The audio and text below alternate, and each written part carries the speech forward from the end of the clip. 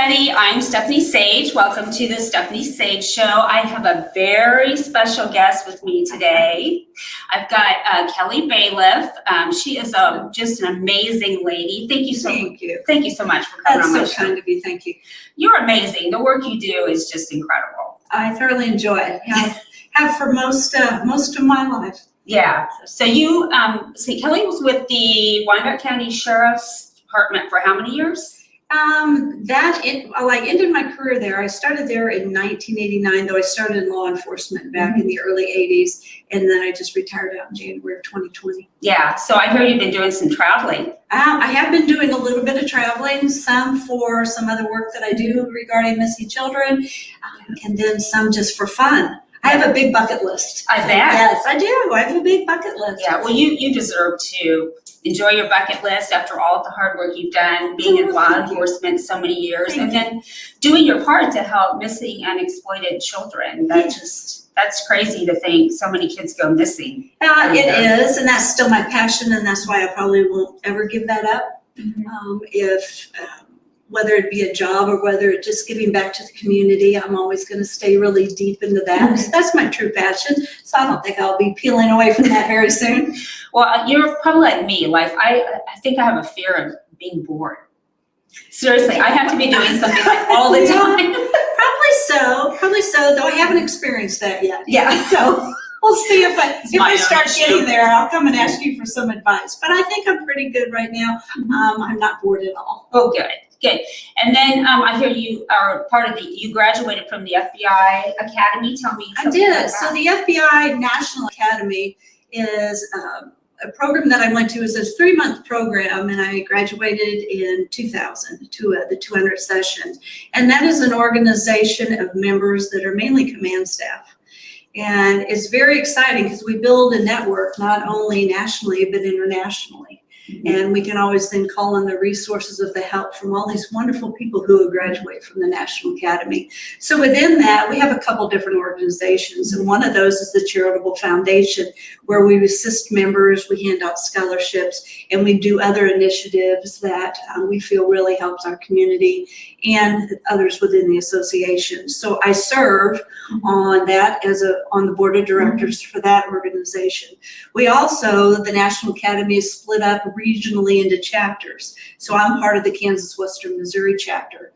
Within that is an executive board, which consists of all the way from the president down to the secretary and treasurer. So I ran for election in 2020 and was voted in as the second vice president. Oh, wow. So I will work well, thank you. I was very blessed and very honored to receive that. And so I will actually be the president in 2024, which coincides with our national conference that will be here in Kansas City in 2024, which is very exciting that we get to host that. And then I will be our chapter president for that conference. And so that's really cool. All these thousands of graduates will come in and get to enjoy Kansas City, both on the Kansas and the Missouri side. And then that will be my year of being the president. But we have a wonderful group, excellent, wonderful group of people, and their hearts as big as gold. And so when I retired, I just decided I wanted to have a few commitments that I wanted to have that I would really stick with, and the National Academy was probably one of the closest at my list, along with child search.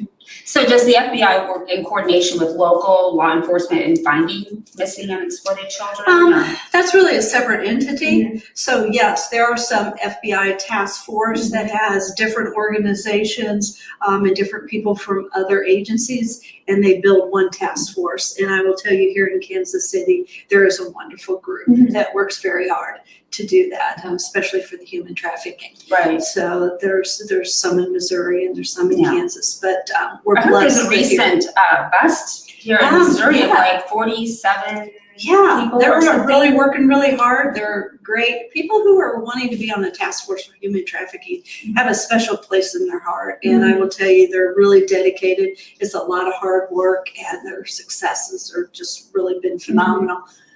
Very proud to call them brothers and sisters. Oh yeah, for sure. I mean, I actually just through this past year, I've just started, with COVID, you're kind of cooped up. And I started doing a lot of research, and I didn't realize the enormity of human trafficking in the United States, but the world. I mean, I read where 800,000 kids can go missing every year just in the United States, and like millions worldwide. And that, it just blows my mind. And I think, why is that not at the top of the news? I mean, these are our most precious and vulnerable citizens. Yeah, they are. They are. And I think the news media is doing the best they can. Mm-hmm. A lot of the investigations and some of the tactical plans can't really be exposed until maybe sometimes afterwards. Yeah. So understanding that from the law enforcement side, we can educate about it, but I think that the tactical part and the working the investigation kind of needs to be behind the scenes, but then what the public does see is the wonderful outcomes of their hard work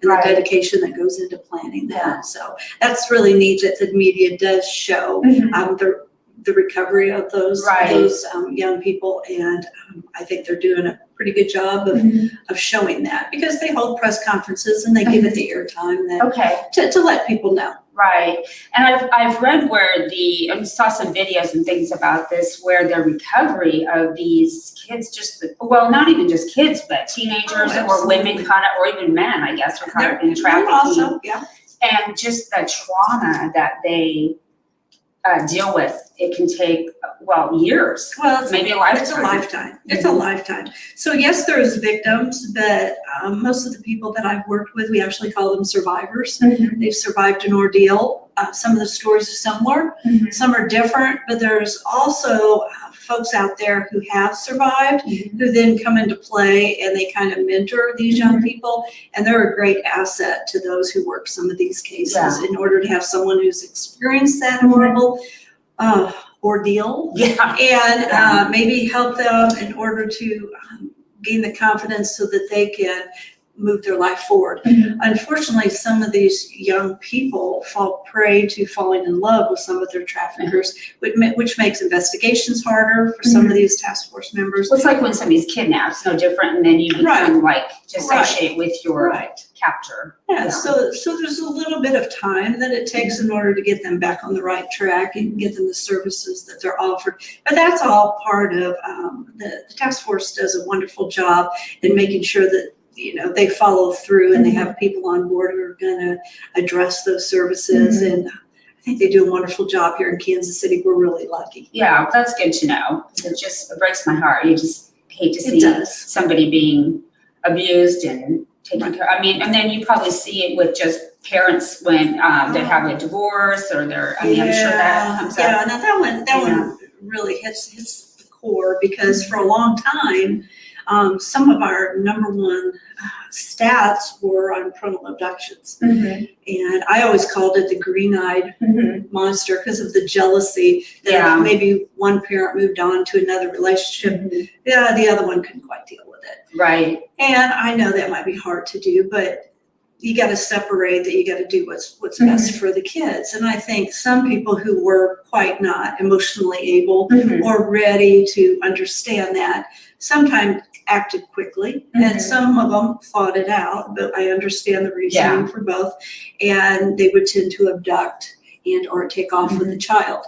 Not really intentionally to do harm, but I will tell you, we've worked some cases where they thought their child would be better off dead than to be with the other parent. Right, and those are the ones where if someone has a lack of judgment and they take off and extend their parenting time for a couple of days because they're upset, but then what I call is a voluntary return, if they bring them back. And I've had many parents say, I was just upset, my child called this other person mom or dad, and I kind of lost it. And therefore, we just took off and I extended my vacation to prove a point. Okay, but if they voluntarily then came into the office and said, okay, we really didn't do the right thing, and I made a mistake. Those are the people that you work with and you understand. It's the people who have maliciously planned in order to deprive that other parent. I call them a left behind parent, and take off with the child, either to harm them or harm the children, but basically what they're doing is they're destroying their children's lives. Right, yeah. And some people, even after talking to them, have a hard time understanding that that's what they're doing, and some of them flat out, we find their children deceased. And that's the part that's hard to comprehend. Yeah. You know, that's the part that you would really think you'd take your own child's life so that they wouldn't be with their other parent. And I have a hard time grasping that. Well, yeah, I have a hard time grasping that concept. I have 2 sons, 5 grandkids, and couldn't even imagine that they would want that thought process. But if we look at this world today, we have people that maybe don't think like you and I. And perhaps. That's why we have law enforcement. We have laws in order to address those issues. So, but yes, that's very tragic, and that's sad when it ends up that way. Yeah. No, I had a divorce, and had to go through feelings of and my ex-husband too. But I always never believed in turning kids against the other parent, and I just always encouraged my kids to have a relationship with their dad, and but you do have to, maybe there's counseling for people that are really struggling with that, because it can be, because you feel threatened, like your child's everything to you, but it's everything to the other parent as well, and it's just balancing all that in a healthy way. It's balancing that, and we've encouraged people to have counseling in that, or reach out to other people who have been divorced and going through the same thing. And I think that's all, as men and women, we can do to help each other and speak with others who are going through that, so people don't make a inappropriate decision that can really come back to haunt them. Because you do take off your children and it goes back to court, you may lose your visitation time or even some sort of custody issues. So we always encourage parents to really think before you do, and try not to act on impulse of emotion, and maybe reach out, maybe speak to either a friend or someone that they trust and get some advice, and I'm sure then that person can maybe calm them down. Like you said, sometimes it just is good to talk to somebody. Yeah, and things usually, at least in my own life, work themselves out, and everybody figures it out over time. Right. Sometimes it's hard on kids. Well, it's really hard too, on kids. It's really not fair. They didn't ask for parents to be divorced. Right. And a lot of them don't want it, and they're confused. And the worst thing you can do is try to tell your kids a different story or talk adult issues to your children. It shouldn't be their priority. They should be going to school, or if they're younger, they should be learning, playing, association with others. They shouldn't be dealing with adult problems, and they shouldn't be tasked with trying to understand. Childhood's tough enough, right? Well, it is. It's tough enough just with their own peers. They should not have to deal with adult issues. Right. And I think if parents were just to really think about it in that context and really just realize that kids are not your sounding board for your emotional problems while you're going through a divorce. You need to separate yourself from that. And then turning your child against the other parent, that's just not emotionally healthy for anybody involved. No, it's not. I have seen that. Yes. Not my own experience, but with other people, and that can have really disastrous long-term effects. Well, it really does. And I've interviewed and spoke to a lot of people who felt like they condoned their behavior for that, and I had to disagree with it. Now, there have been some safety issues where a parent has removed another child from another parent because maybe someone living in the home or some sort of an issue that resolved, and that's a different situation.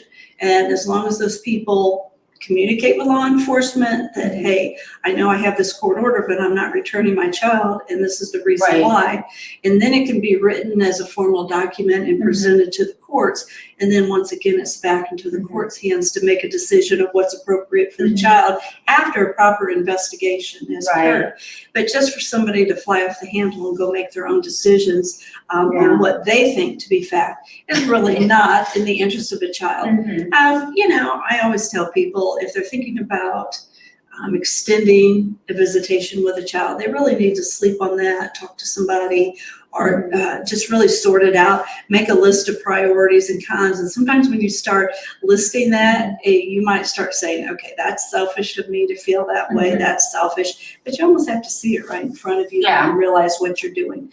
But some of our parents are able to do that, and some are not. So it never hurts to talk to somebody and Yeah. let somebody else guide you through that. Yeah. I mean, divorce is just never fun. Well, it's not fun for anybody. know. No, Yeah. no. Even if people say, "Oh, we get along" and all that, there's going to come across something. You know, Pretty rare if sometimes, somebody just has a peachy right. divorce. Sometimes you have to handle things as a business. Yeah. Going through a divorce, this is a business decision, but it's really hard when you're dealing with children. But you can't really look at your child as a business. But sometimes when there's things and components as part of that, that is a business part of it. But the emotional part is what really spins people. This makes me think of the first time I met you. Actually, you came to speak at the ABWA. Yeah. And you told that story about that child you found. I love that story. Yeah, Just, yeah. you know. It was just this really sad story of a child that was found in an attic just because of a parental abduction. And it was a very horrifying story. Yeah. Unfortunately, there was another person within the circle of who this person was dealing with that actually abused that child. And that's kind of the concern that I understand parents have, but also when you're divorced and have kids, that's also a reminder to parents that if you're going to start a relationship with someone else, then you also need to be careful about that person and the people that they bring into the relationship, because it may not just be that person. Right. But if everybody would just take a deep breath and just try to move on, but think smart. Yeah. And try to think, you know, with your heart about your kids. And as long as you're doing what your mind and your heart thinks is in the best interest of your children, I think many people who are divorced make wonderful decisions. And so we deal with this number over here. Yeah. There's a wide number of people out there who are doing wonderful things, and they have bonus children, as I call them. I'm currently remarried, and I have 2 bonus children. And I never heard of that, bonus children. Well, yeah. and see, sometimes I think as kids get older, they don't necessarily want to be called stepkids. So I happen to call my 2 bonus kids because I feel blessed that I have that additional bonus in my life because they're such good kids. Aww. So I think it's the way we look at it. I think it's the way we communicate with them. And as kids get older, it might be a little bit easier if they're adults. And we just got to be careful as these kids are younger, because technically when you marry someone, and this is my opinion, if you marry someone who has younger kids, you need to be able to treat them just like you would treat your own kids. And that's only fair. Yeah. You know what you're getting into. So even though you don't want to become their mother or their father, if they have good parents, there's that line right there that you can still be kind, compassionate, and caring when they're with you. Without stepping in the bounds of taking on necessarily a parental role. So there's that boundary in there, but there's a lot of wonderful people I know that have married and have stepchildren or bonus children that are doing a tremendous job with it. And they're very close. Very, very close. There's a lot of success stories. There's a lot of success small stories. Small window here with the. Yes, right. So we deal with a short window, but people just need to love and respect each other. For sure. Adults, and that involves and communication. Communication. Honest communication. Key. Yeah, absolutely. And transparent. Put the kids first. You know, for sure. Put the kids first has always been my philosophy. And if that's sometimes we have to sit back, and some parents have to bite their tongue or take a deep breath if there's a little bit of jealousy or whatever that is. We're adults. They're kids. We need to do that, and we need to treat the kids with love and respect. For sure.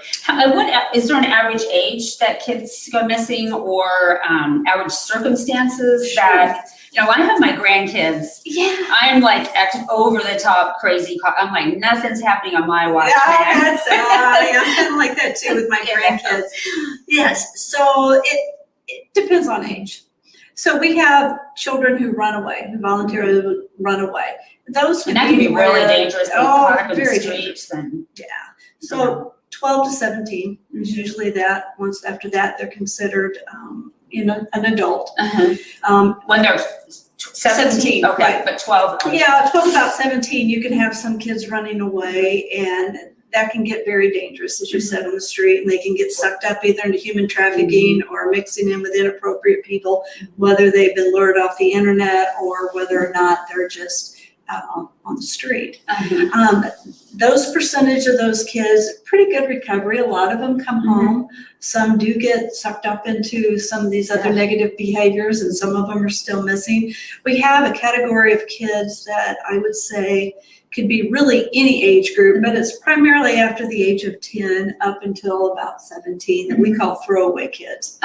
Throwaway kids is a really sad situation where the kids are on the streets and it may be perceived by the public that they're runaways, but they're really throwaways. Their parents and or the people raising them, and it doesn't always have to be a parent. Right.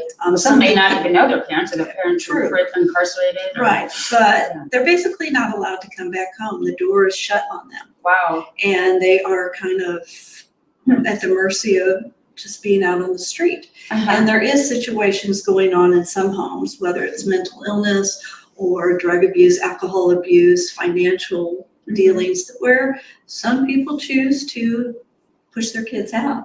Wow. So we have kids running around that are dealing with that, and that's really a sad category that I deal with, because the perception, like I said, is the public is that they're running away and they're troublemakers, and they're truly not. They don't want to be out on the streets.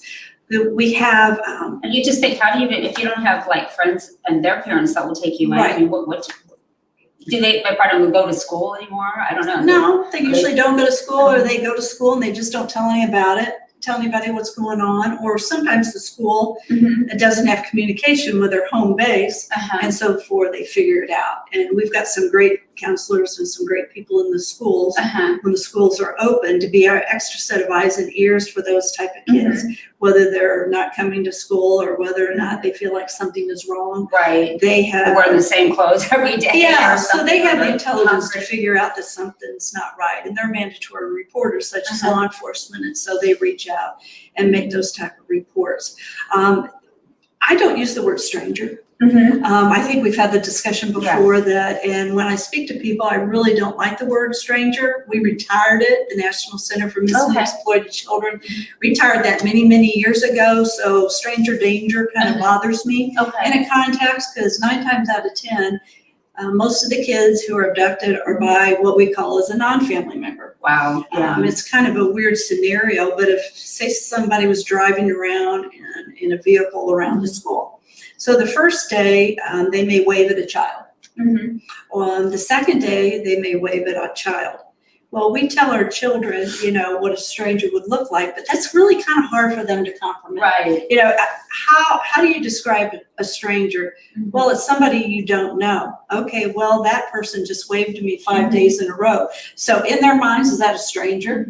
Okay, that's a hard thing for them to separate out. So it's really best to have the discussions about behaviors, different circumstances, situations that may arrive. Like that would be something I would discuss with my grandchildren. Hey, if you see somebody in a vehicle, just because they're waving to you doesn't mean they're a friend. Doesn't necessarily, right? Doesn't mean they're your friend. But I try to keep the word stranger out of that and just call them a non-family or a non-family approved member that they're supposed to go with. And I think it's a little easier for them to understand if parents set guidelines on. Or should you also maybe just tell them you're never to leave school unless it's the people on the approved list? Oh, let's absolutely. say Nana, mom, dad, or absolutely whoever, Absolutely. So no matter, even if it's, because you could have family that are up to something. Oh, absolutely. That, Absolutely. Like I said, it all boils down to the parents having the discussions with who's approved in order to pick them up, or what you want your child to do in order, if someone came across. Now, we found through different studies that the biggest thing is the yelling and the screaming. So that helps? Yes. Yeah, we're found that's the number one thing. If someone tries to approach them, they need to run, just run off. Yelling and screaming if someone tries to touch them, and try to drag them. Usually a predator is going to prey on someone that they think that they can take advantage of. Oh, I heard a kid, within 30 seconds, it's that easy to just kidnap a kid. I saw a video on social media. I don't know if that's true or not, but it was a little, toddler, but it doesn't take long. It doesn't take long, but it's also okay to teach your kid in order to fight, kick, and punch those people that are not one of those people who are supposed to be picking them up. or engaging in conversation with them. Yeah. These are all part of teachable moments you can have with kids. Discussions like this. And if you sit down in a calm manner and you go through some of these discussions and you do it more in a conversation instead of a lecturing, these kids are really going to retain that information that you have. I always love the idea and the concept, and we have these on the website for the National Center, is a list of safety rules. And you print them off and you put them on the door of the refrigerator. You know, kids love their snacks, so they're always going to go into the refrigerator. So you have to open up that refrigerator door. So if you happen to look on there and you happen to be either getting a snack or you're in the kitchen with your child and you see one of those, well, each day maybe take one of those ideas and just have a discussion about it. Hey, what would you do if? And play the what if game. And if you're not really quite comfortable with the answer that your child gives, well, then that's the time that you need to have a little more in-depth conversation about what you're talking about. But then it becomes a conversation and like, I don't want you to do this, this, and this. That's a lot to absorb for their young minds. Keep it simple. Right. And depending on the age, it's attention span. So if you take one every few days and say, well, let's talk about this. Have you ever known any situation at school or out and about with your friends that happened? What would you do if you were placed in that situation? And then just listen to what they have to say. And if it's exactly what you want them to do, then say, that's exactly what I want you to do. And then you reinforce that behavior. That's going to click in their mind if they ever have that situation. Oh, you hear about at least when we were growing up, the creepy guy that comes up, want to see my puppies, or want some candy? And how do you even describe creepy to kids anymore? Because I've seen some of these people who take some of our kids, and while some of them, yes, are not, probably, that is, family friends. Well, true, and they don't necessarily have to look creepy. I mean, these people who want to do our children's harm, they do their research.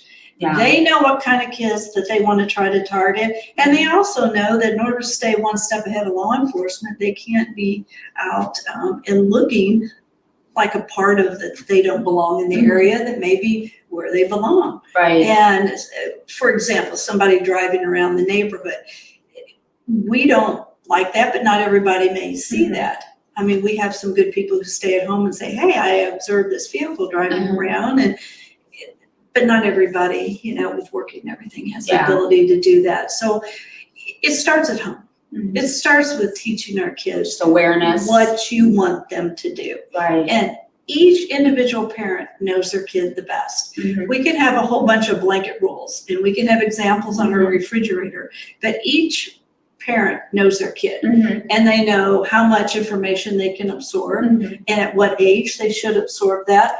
So we trust the parents in order. We give guidelines and then they have those conversations. And if they need help, that's when we give assistance. Especially with the internet and getting on their iPads or their phones doing games because they think that Susie that they meet online, they just assume I'm 8, so I'm sure Susie's 8 or whatever. You know, they don't know somebody would be posing.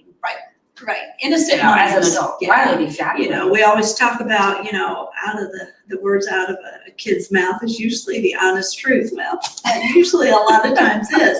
So they're very susceptible in order to wanting to believe what a concept is being thrown at them. And so we need to educate them on that. And make it very, very, very informative of what's going on. But I think also parents need to be monitoring what they're doing on social media. Because these parents know exactly what's inappropriate and what they're not going to accept. And I think a little visual oversight is a good idea. But they can also need to give their kids, these are some key indicators I want you to look for. If you see this, I want you to come and tell me. And that has proven statistically to the cyber tip line at the National Center. Where do you find those tips at? So www.missingkids.com is the National Center, which I think is a wonderful resource. They even have videos in a cartoon form that you can play for your kids for different age group and different topics. It's really great. You need to get on that website and you need to look up some of those topics. You'll also see some statistics that we've talked about, like the phone calls into the cyber line for enticement of a child has gone up 97%. Wow. Well, that's because the kids have been at home. Right. And they haven't had a whole lot of people to go and speak to about that. Uh-huh. But also, that also shows that we have some wonderful parents out there who are doing a good job communicating with their kids, and they're getting online. You can report it online or by phone. That is And good they're to know. doing a wonderful job of sending in the information so it can be properly investigated. Right. But it starts with education, and it starts with parents understanding. Some parents may not understand the internet and all these different TikTok and all these different things we have going on that keeps added to every And single all these, day. well, there's also these games, like Roblox, and I'm trying to think, Yes, that they play with other kids. Uh-huh. I have 2 grandsons that do that, and Yeah. frankly, that just drives me insane. Bad. Well, I kind of would, I watched over his shoulder one day, and I was like, so you're talking to these other people? Yeah, how do you know who they are? And I basically got the nan, I know what I'm doing. I know, but they give away information that They what do. school you go to. And They do, and so we can search them. Yes, and so even with my own grandkids, I want to stay on the pulse of things, and their parents do, so they get it. But we still have to just be instilling that. That goes back to, we can't be lecturing these kids as they're 12, 13, 14. They're going to listen to us. 2.5. Yeah, right. So that's why if we present it as a conversation and not as a lecture, we're gonna make a little bit more headway with that. Plus, we also have officers who go into schools when school now is opening and teach that, and we have a lot of kids who still respect law enforcement and listen. Well, to I them hope too. so. Yeah, We need them. we really do. But it starts at home. Yeah. And it starts with good parents. But Or even in the schools where they have. I remember when my kids went to elementary school, they had an officer that was there. I think even in middle school. Right, where they got to know him and those are special people who take on the SRO positions.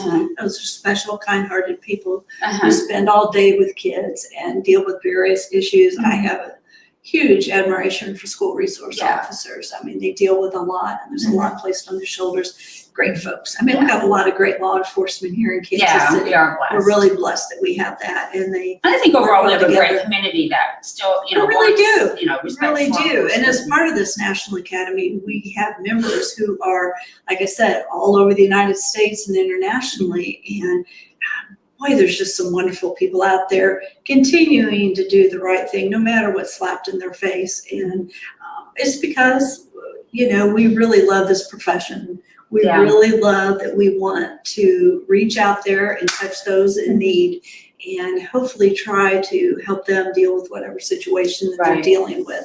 And, we just have to deal with what it's a tough job, being a police officer. It's a horrible, tough job, and some people talk about, well, there's some bad cops. There's bad people everywhere. There's bad people in every profession. There are bad people in every profession, but I will tell you that the majority of the folks that I know, kind, good-hearted people doing the right thing day in and day out, and I just love them to death. There's wonderful brothers and sisters in blue, and then red at the fire department, and all of our dispatchers and first responders. The firemen, I just think they're the bravest of the brave, because I don't like I don't even like running a grill, for goodness sakes, but I just think they'll go into a burning house and a burning building, and we love our firefighters. We love our oh my gosh. We love our ambulance and our medical people. And we can't forget our dispatchers out there. Yeah. I always appreciate the dispatchers. They're the ones that sit on the other end and then Take those calls and have to hear things and then convey it over the radio, and then wait for the response, and then have to react to whatever happens. And guide somebody through the call. And guide somebody through there, get them additional help that they need. But they're also calming people down on the phone. I would love it if every single person would go to a police academy or a sheriff's department academy and see exactly what goes on, and ask to visit the dispatch center, see what really that they It's pretty high do. pressure. You could have somebody's life in your hands. I did it for a while. When I was having children, I was assigned to dispatch, and I was like, oh my word. Well, because you're taking care of all these people, you're responsible for all these officers on the street, and it is tasking. And you have to answer the phone, and you have to deal with a person on the phone. So yay for our dispatchers. They're some wonderful folks. Yeah, They're just cool. doing their job Doing their to job. help people. That's what it's all about. We're all just really trying to help people, right? Well, no matter what we're doing. Yeah, they're part of the solution. They're the first step when the phone call comes through. How they start calming that person down, how they start getting accurate information, and then how they put it out to the unit. So yes. kudos to our dispatchers. Yeah. And also you mentioned with COVID that, you know, the numbers kind of got skewed because maybe things weren't getting reported because there was a lot of high stress. Some people are cooped up. It was. They weren't working, maybe not making money. I'm sure there's an increase in domestic abuse, Yes. abuse of children, Yes. alcohol, they said suicides. I mean, Yes. it's all of that escalated. All the above. And I don't know Yeah. if we'll truly know stats for a while Yeah. on that. Like I said, the enticement on the computer has gone up. That's because I do think parents were working at home and they were able to monitor what their kids were doing more and to make those reports. Now, the missing kids numbers may change since now our schools are open to see what children are not attending. Right. And as we discussed before, what type of situation was that at home and what they're going to find out. So I think that the stats for 2020 might be very interesting and also part into 2021 as some of this shakes out as far as bringing all the information together. Right. Exactly. And seeing exactly how these numbers fall. And then Kelly, you have won, I don't know how many awards. Tell the audience a little bit about some of your awards. Oh, gosh. Or your most favorite one, perhaps? Well, yeah, you know, I don't like talking about myself. What I love is talking about the community that I serve and the people that I love so much. Yeah. And I've been blessed to be chosen for a few awards from the National Center, you know, from the Attorney General and from different organizations, from the Optimist groups and the Rotary clubs. And I don't want to leave anybody out who has been so kind. I just truly love those people, and I want to thank each and every one of you for the awards that I received. But I have to tell you, my favorite one, which kind of hit my heart, which really surprised me the most, was when Glamour magazine voted me America's Top Mom. Oh, You know, it did. awesome. And both of my kids were younger. I think they were 11 and 16 at the time. And when I received that phone call, that they were going to do an article about that, they wanted a picture. But I think they were also considering that all these kids that I was helping were my kids too. Right. Which Well, I they do are. feel that way. They are. They are all my kids. If we were working on a case, they were my kids too.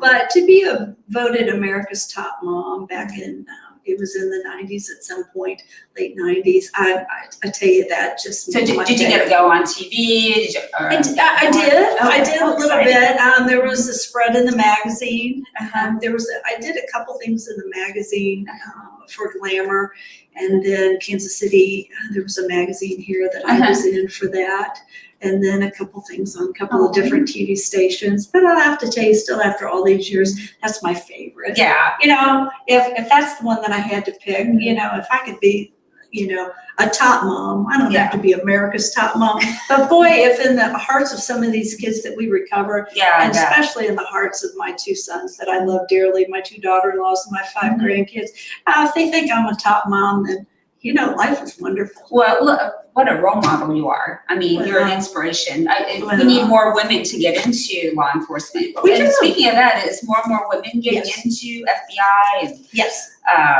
local law enforcement? They are. They're really wanting to accept more women, more minorities. Agencies are wanting their law enforcement agency to mirror what their community is. Right, I think that's important. It is. And it's also important that women get involved because we bring a different mindset than sometimes men have. Because we're different. Let's just face it, we're different. So I've always said, people said, well, what's your best tool? And I think women have the best tool as far as their mouth goes and their ears. Or intuitiveness. Well, true. We're good listeners. We stay calm and we talk. Now, I'm not saying my male counterparts don't do that. I'm just telling you. But we're more I think on a general level, more communicative. Well, yeah, they are. I think like to talk it out more. Right. We like to talk it out more, and I think that's a good tool. A lot of women, and I'll say me, for example, had to realize that if I came across somebody twice my side, I better be sure that I was able to either talk my way out of that before I had to resort to a tool. But that's what a lot of law enforcement does. You want to be able to communicate and solve the problem by, you know, listening, by responding appropriately, and by having the heart to do what's right. Sometimes it doesn't work that way. Right. And you're still worried about your own life too.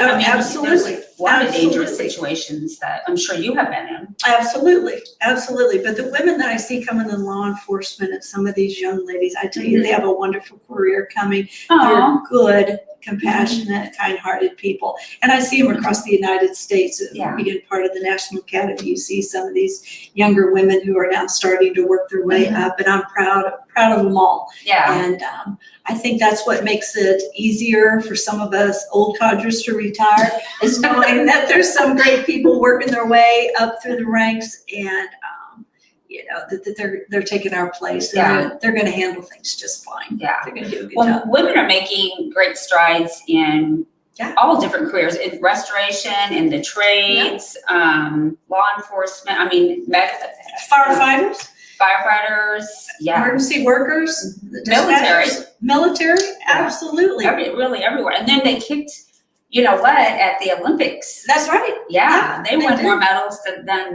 the men didn't do quite as well. Yeah, I always tell young ladies, you can do anything you want to do. Just shoot for the stars and keep going till you get there. For sure. Never give up. But I also tell that to our young men too. Exactly. They need that encouragement also. Yeah. But let's just encourage our young people. Yeah. Oh, yeah. And just encourage get rid of those self-limiting beliefs. Yes. Like, I think a lot of times people hold themselves back. I've been guilty in my life of not believing that I could do something. Right. And you just have to put that in your mind, that if that's something you want to do, just put your nose to the grindstone. It's may take some hard work. Yeah. So go out there, be a mentor, and be a good support system for somebody, especially a younger person. Mm-hmm. And then let's not forget to take care of our elderly too. Oh, yeah. There's nothing I love more than going to an assisted living or a nursing home and volunteering there.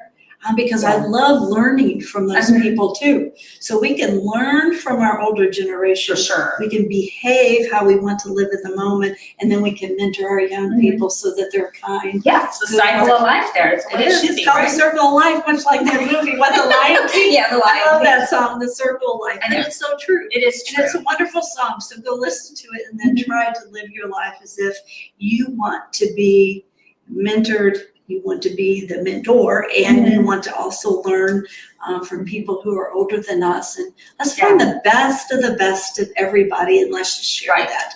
Let's just share that love. Well, that's kind of why I started my show. It's just with all the negativity in the world, and I'm like, I want to do something that's going to be inspiring, motivational. I think we need a lot more positivity. And then also just coming together as a collective in humanity. I think we need each other more than ever, which ties in with this circle of life, that, life is hard enough. We've got a lot of things going on in this crazy world, and we just need to lend each other a hand up. And in fact, I was at an award ceremony a few weeks back, and a lady told the story of when she was leaving for college, and this elderly lady from her neighborhood said, wait, before you go, I want to give you she gave her a $5 bill. And the lady just was so proud. She was this probably, gave her $5 to this girl's heading off to college. And she drove off, and she was thinking, wow, this is my reminder that it takes a village, like the people in her neighborhood. That lady was part of her becoming who she was, and that she needed to give back. And do the same for other people. You never know. It was really touching. It was really touching. It is. That is touching. You never know what impact you're going to have on somebody when you meet them. It's a kind word. It's a gesture. Whether it be a gift like that. I mean, if we could strive every day that we do something good for someone, whether it's complimenting them or stopping to help them or whatever we might do. If every one of us could go to bed at night and just say, I was really glad. That's right. I'm really glad I took the time to help that one person, or more if you have time. But let's just make our hearts happy. Because you never know, you might make a really nice comment. You don't even know this person. Maybe they're on the verge of, maybe they're even depressed or going to commit suicide. You don't know. Yes. And then you said something and they thought, wow, maybe my life is worth living. Yes. Or I think to myself, you're in a bad mood. We all have that place. And you made a snide comment to somebody. You don't even really, maybe you don't even know them. Maybe you do. I don't know. And you're just, we all have our moments. But then maybe that would push that person, and it spirals out of control. We don't want to do that. sometimes we just have to take a moment Take a before because, it's much the same like when you want to email or text somebody as verbally, you can't take that stuff back. No, we hit that send button, it's gone. Yeah, and when you're standing in front of somebody, you say something hurtful, you can say you're sorry, but you can't always take that back. Yeah. So I try to live with the golden rule. Just I do trying to too. treat people how I want to be treated and how I want them to treat my family and my loved ones. And we just need to step back and go back to the basics of just being kind, doing what's right, being kind, lend each other a helping hand, and I think things will start to settle down a little bit in all aspects of what's going on if we just take time to give that little extra attention to the people we care about. That is so true, and like I said, that's when I that's the whole reason I wanted to start my show, and I thought, you're silly. Show for everybody, it's all about everybody, but I just love interviewing people. But then, when I started interviewing guests, and I found out I'm not alone, because I've talked to so many people that have the same mindset. I just think there's a change going on right now in the human collective, raising consciousness and awareness. And what I've learned too over this last few years is that everything that we do is energy. So our thoughts, what we say, our actions. So if we do things that are negative or mean or hateful, that's a low energy and it's bad. But when you're spreading love and kindness and positive thoughts and being kind, that raises the whole energy and vibrations in the world. And that just is a rippling effect that goes out. It not affects you next to me, but people in my office here or around the world. I mean, it is that crazy that we all and our children and grandchildren are watching us. Yes, we got to be good role models. So they're going to emulate what we do. Yeah. So we can have these great teachable moments, and let's just guide them along. Do as I do, not as I said. Yeah. Actually, my first guest, I told her I've always lived with the golden rule, and she says, well, I have another rule. It's called the platinum rule, and I'm like, what's the platinum rule? And she said, well, it's where you treat people how you know they want to be treated, because a lot of times, and I never even thought of it that way. Like, I know how I want to be treated, right? But that person may have a little bit different. Maybe they're more of an introvert, and just looking at the person maybe, and I never really thought of it that way. I thought that's pretty cool. Like, absolutely. That not that we would want to not, but just getting to know that person better and responding maybe a way that they're more comfortable with, or cue on to what makes them tick. Yeah. And then make sure you hit that positive note on how that person ticks, because we all think and act differently. But you're right.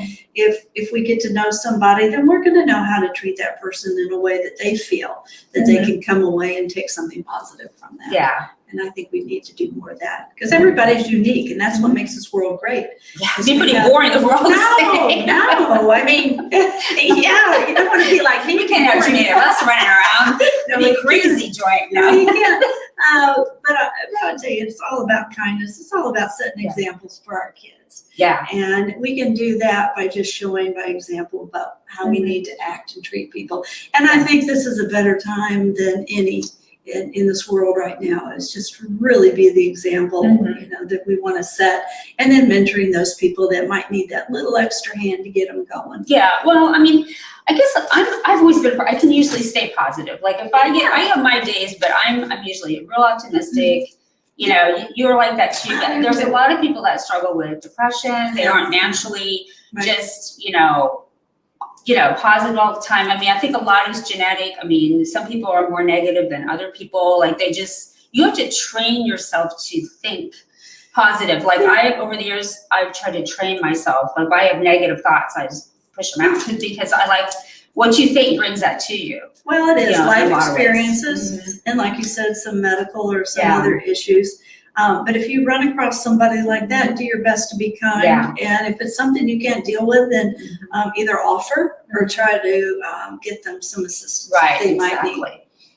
But the best thing we can do is hand them off to a professional in whatever situation it is, or take them to someone you trust, whether it be a clergy member or someone like that can really help try to sort out what's going on. Because we can't figure out everything. No. But what's good for us, Wish I had all the answers. all right. But what's good for us as human beings is to have that network of people that we can say, hey, I don't understand what's going on. Can maybe you talk to this person and see what you're seeing and figure out what we can best do in order to offer this person some services or guide them in the right direction. And like you said, sometimes it's just a kind word. Right, or and just to watching make their day. somebody talk about their experiences, and then you can relate to what they've survived it, they've come through it, or what have you. And speaking of, what made you go into law enforcement? Did you go to college? Well, I went to college for fashion design. Oh, wow. Oh, really? Oh, yes. I loved Edith Head, who's a very famous designer who I actually got to meet when I was in Columbia. So I went to Columbia College and I had a scholarship.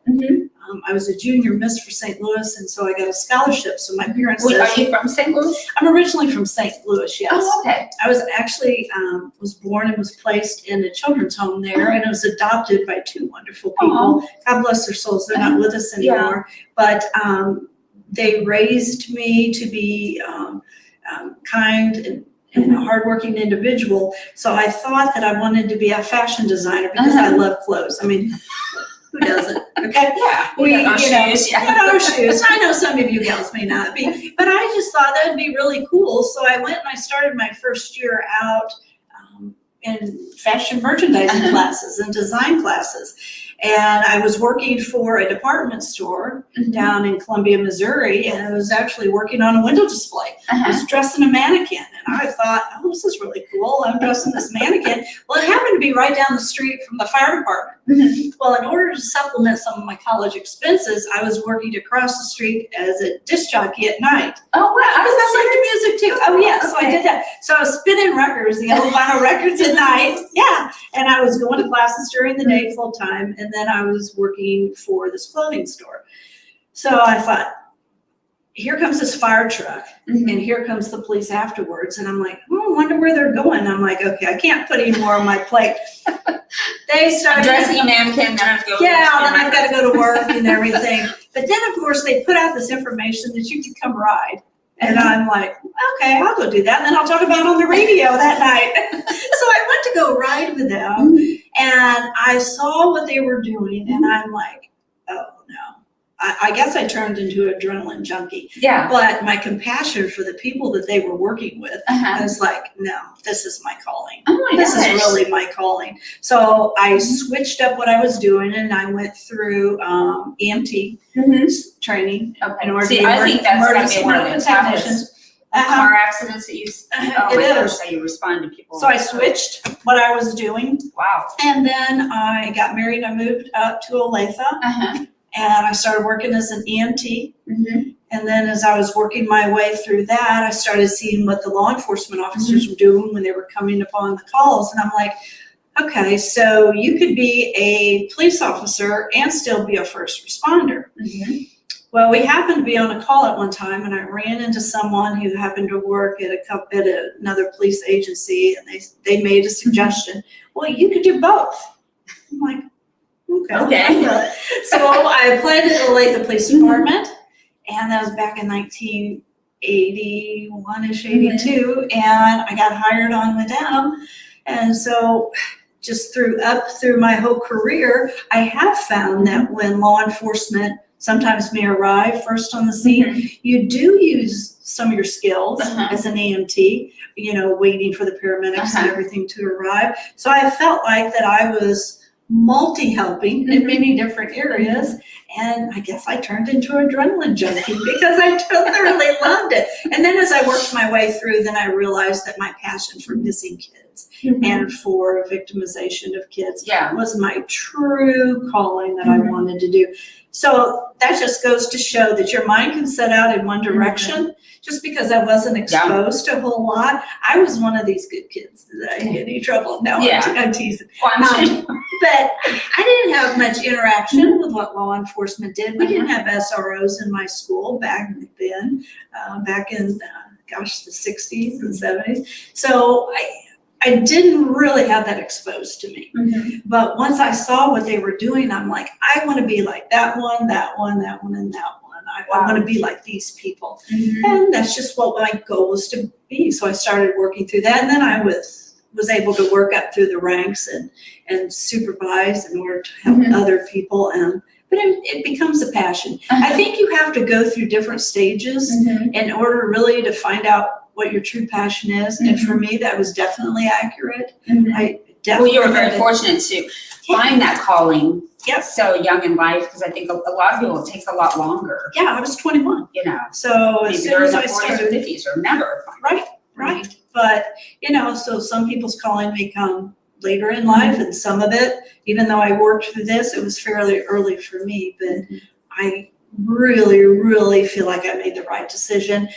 Doesn't mean I still don't. Because that's quite the career change. Still doesn't mean I don't like clothes, and trust me, I'll take an outfit and I'll think, how can I make this and do that? So I kind of still have that in me. That's kind of like a side thing I do.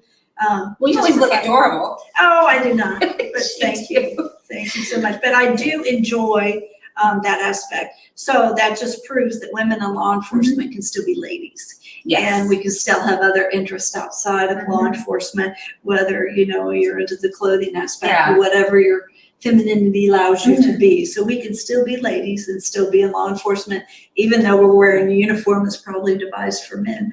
But they're making more uniforms for women now. I would think so. They women are. tend to be built just a little bit different than men. Well, For the most part. Most women are not like no hips and most women have some hips. And trying to alter a man's uniform to fit. Oh my goodness, I have tons of stories on that one. But so the uniform companies are really doing a great job in order outfitting women and women of various sizes and shapes and everything. And they're doing a great job. And I actually worked with some of those people through our chapter, through the vendors. Fashion. Yeah, so I give my opinion on colors and everything, and they still, and sometimes I think it's useful, and sometimes they don't. But So what made you realize your special niche calling within your career was missing and exploited children? Did you have like one case that you were on that really set the stage? I tell you what did it for me is back in the early 90s when I met John Walsh. Oh gosh, I used to watch his show. So I met John Walsh, and then there was a local branch here of missing and exploited children that I was on the board for. So I had always had it in me that I wanted to be a child advocate of some sort.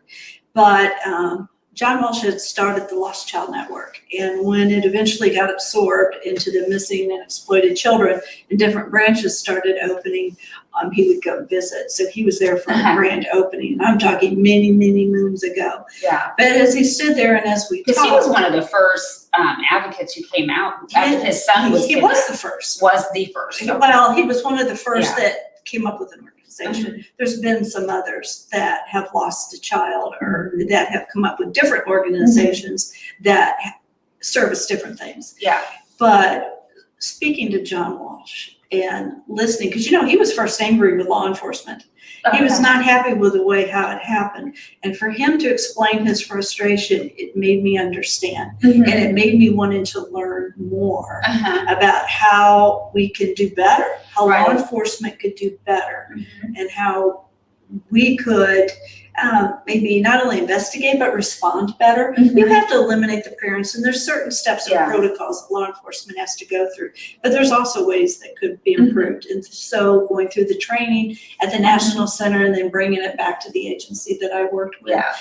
We actually started a missing child unit, which then people were contacting us, and we were taking leads and finding more kids, which then absorbed into, in fact, it was John Walsh who said, if I'm on TV on this station, then maybe you can get on another station. And which you did on Channel 9. Right. To mention that you still do that, right? Right. Now, we haven't been in studio for a lot, but so that will still be an ongoing, and we'll be back in studio hopefully very soon.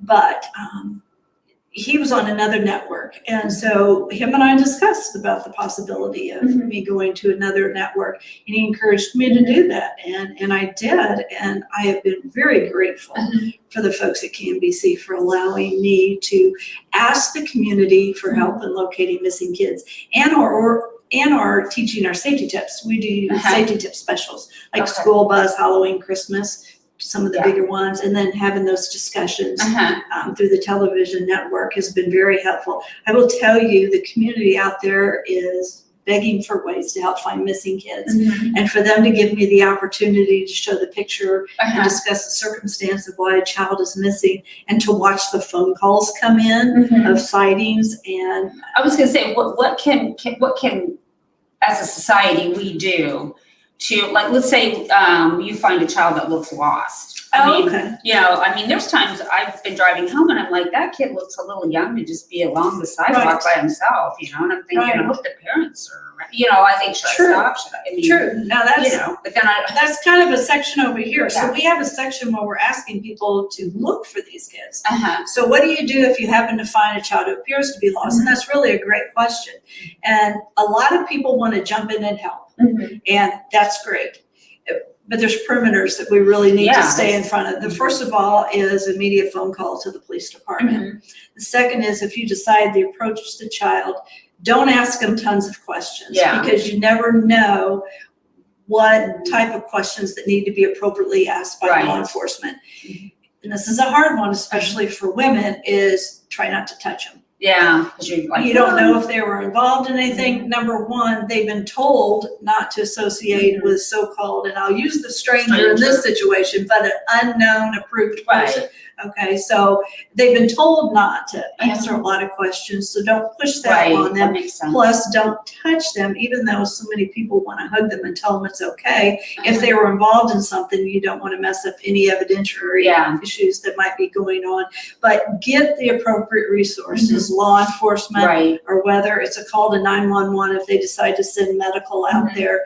Get those people and let them ask the appropriate questions. Whatever you do, don't put them in your car and take them to another location. Stay in a nice, safe place, make that phone call and wait for the resources to come, and then let them guide through the questions, let them ask the questions, let them render the aid, and let them figure out what's going on, because they've been trained on how to do that. That's good to know information for sure. It is. So the thing you do is try to stabilize what's going on, stay right there, and wait for the professionals. Let's say the kid gets scared and runs off, and you're thinking something's wrong. So you just stay right where you are, or just try to watch where the kid's going, or I just think. That's a lot of different situations. If they run over here and they run behind a bush, then I'd stay where you're at. You also have to be careful as you're perceived as running and tracking the child down. The best thing to do is to get on the phone call and take the guidance of the dispatcher that you're talking to, because they will tell you what they want you to do as officers are responding. And whether they say, can you move a little bit closer, or stay back, or give us a description. If you get on the 911 and speak to that dispatcher, they will be communicating with officers, and they will guide you what they want you to do.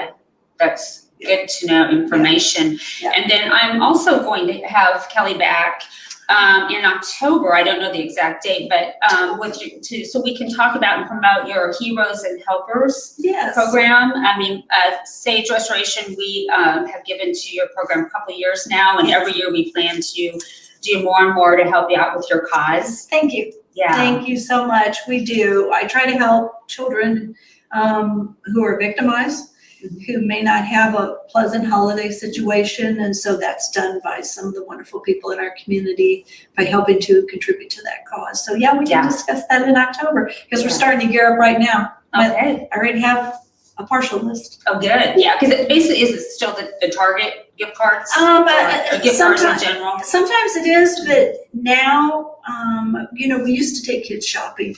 Now that isn't as easy to do. Some kids are in protective custody, so we can't get them out into the environments. We do the shopping for them. So we may not be limiting everything just to one organization. During these times, we got to think outside the box, and we got to do what's best for the kids and what resources we have available to us. So, well, just let me know. Anything we can do to help. I mean, we have other. I think we give to the police at the Overland Park for their holiday event too. So we always also. Just do what we can to help kids have a better holiday season. Not everybody. Has the resources for that, But the nice thing that I like about our program, and I guess we don't want to talk too much about it, we don't have anything in October, is it's mainly child who have documented cases where they've been a victim of a crime. And so it's not really based on financial need, or it's not based on any other type of need. It's based on they've been a victim of a crime. And that's kind of where I personally want to hone into. And those are the kids that I mainly focus on. Yeah. Well, I just thank you so much for coming on my show. Well, I thank you for inviting me. It's Sure. really nice to be able to sit and chat with you I again. know. Yeah. And then I'll get to talk to you again in October. And they'll work out great. I want to Yeah. appreciate everybody for watching, and thank you. And go home and give your child a hug. Yeah. Your grandchild. Yeah, In my case, and Yeah. reach out there and touch somebody's heart today and just do something special for them. Exactly. And then if you need those tips, it's the Missing Kids. www.missingkids.com, and feel free to look on there, find all the videos that they have, and print whatever you want. We want you to use those resources. Awesome. Well, we're out of time, so we're going to end our broadcast. But anyway, thank you again, Kelli. All right, thank you. You all have a nice day. God bless you all. Bye-bye. Bye.